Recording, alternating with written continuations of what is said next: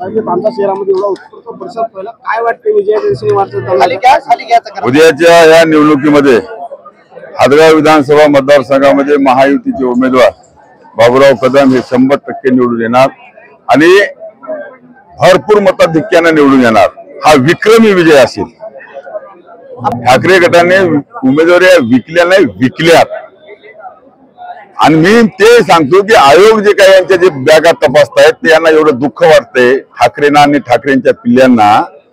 मी आयोगाला विनंती करणार आहे की तुम्ही हे सभेला आल्यावर यांच्या बॅगा तपासू नका, हे सभा करून जाता वेळेस तपासा, कारण यांना बॅगा खाली करायचं माहित नाही, बॅगा भरायचं माहित आहे।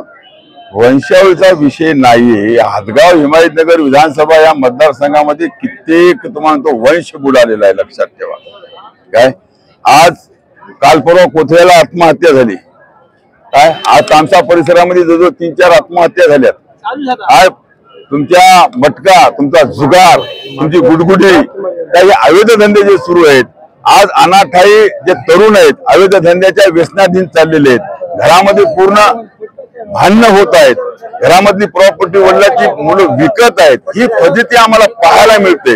अखेरला आत्महत्या करावी लागते। आंबाळ्यामध्ये सुद्धा एका शेतकऱ्याने 20% केलं होतं। आज जो 1 महिना 1.5 महिना तो नांदेडमध्ये ऍडमिट होता। का होता तर फक्त आणि फक्त जुगारामुळे आणि या मटक्यामुळे लोकांची वंश बुडालेत लोकांचे। काय वंश बुडालेत लोकांचे, यांना तो वंश नाहीच म्हणून सांगितलं की मी, आणि आज ते सांगतो की महाविकास आघाडीला आपल्याकडून काय आव्हान असेल साहेब?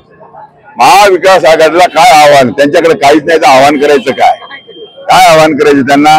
त्यांच्याकडे काहीच नाही। आज किवलवाणी आहेत, ते परेशान आहेत, त्यांनी त्यांचा प्रभाव त्यांनी मान्य केलेला आहे आणि उद्या होणारच आहे त्यांचा प्रभाव, आणि ते मताधिक्याने तुम्हाला तो प्रभाव होईल, ना भूतो ना भविष्य। नांदेड जिल्ह्यामध्ये सर्वात जास्त आघाडी महायुतीचा उमेदवार बाबूराव कदम हेच घेतील।